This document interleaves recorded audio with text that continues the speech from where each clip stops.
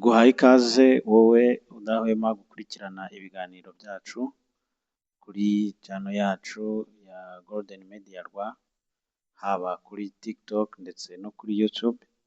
Turakwifuriza kugira ubuzima bwiza ndetse n'amafaranga. Karibu mu kiganiro cy'uyu munsi rero, aho tugiye kugaruka ku mikurire y'umwana uri mu nda. Turaza kukubwira ku gihembwe cya mbere. Ubwo ni amezi 3 ya mbere umudamu atwise. Igihembwe cya mbere kiri mu bihembwe by'ingenzi cyane mu mivukire y'umwana, kuko ari cyo gihe ingingo zose zitangira kwirema. Tugiye kukigabanyamo ibice nka 3. Ukwezi kwa mbere turebe imikurire y'umwana mu kwezi kwa mbere, turebe mu kwezi kwa kabiri ndetse no mu kwezi kwa gatatu. Mu kwezi kwa mbere bitangira intangangore ihura n'intangangabo bigaforoma icyitwa zigote.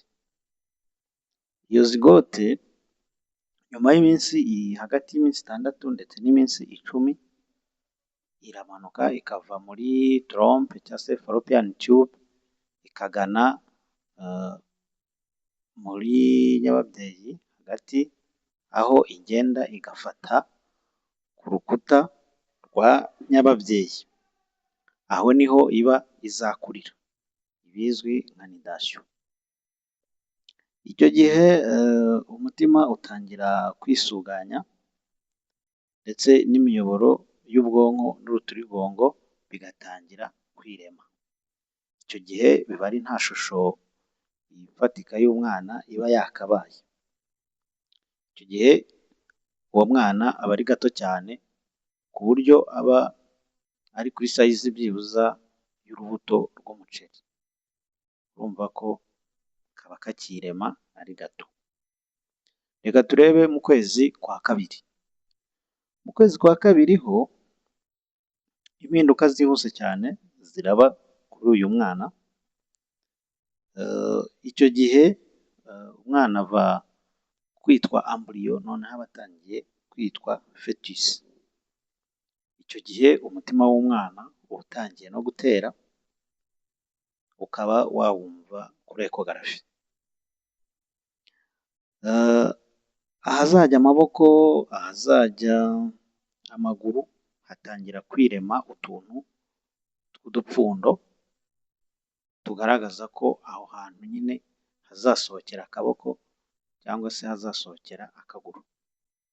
Ubireba uhita ubona ko ku ntugu haje udupfundo ndetse no hasi kiba ari nk'umurizo, noneho hejuru hakiforoma hakazaho udupfundo twahazaza amaboko, hagana hasi naho hakazaho udupfundo twahazaza amaguru. Ndetse isura nayo itangira kugaragara. Iyo ureba ubona ahazaza nyine isura, ahazaza amaso, amatwi, naho uba ushobora kubibona. Haje utwenge tugaragaza ko ariho hazaza amaso, no ku ruhande ubona ko ariho hazaza amatwi. Aha ngaha muri iki gihe mu bice by'umwana, igice cy'ubwonko nicyo gikura vuba kurusha ibindi byose, ari nayo mpamvu ubona umutwe wabaye munini. Umutwe uba ari munini, ikindi gice cyo hasi kiba ari nk'umurizo. Ari nabyo bituma rero icyo gihe kubera ubwonko bukura cyane kurusha ibindi bice, niyo mpamvu umutwe wo uhita widistinga ukaba munini kurusha ibindi bice byose bisigaye. Aha naho aba atangiye kuba munini byibuza kuri estimation y'urubuto rw'umuzabibu. Abazi imbuto, urubuto rw'umuzabibu uko ruba rungana.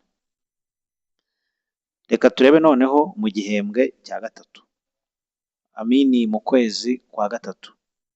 Ese ukwezi kwa gatatu ni izihe mpinduka ziba? Ese ubwo noneho aba angana ate?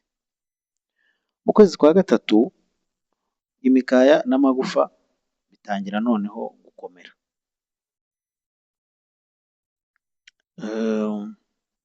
Icyo gihe umwana aba amaze kumera noneho nk'umuntu, forume y'umuntu iba yamaze kuza, hamwe y'amaguru yasohotse, amaboko yaje, umutwe, byose bigaragara ubona noneho ko ari umuntu. Icyo gihe ya mikaya ye n'amagufa bigatangira gukomera, noneho agatangira na za muvoma zo mu nda. Ariko kuri iki gihe umubyeyi ntabwo aba abasha kumwumva ko ari gukina mu nda, uretse gusa kuba wabibona wifashishije ibindi byuma bya gihanga.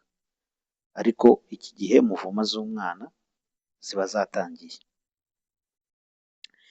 Imyanya y'ubuhumekero ye ndetse n'iy'igogora kuri iki gihe nayo irakura,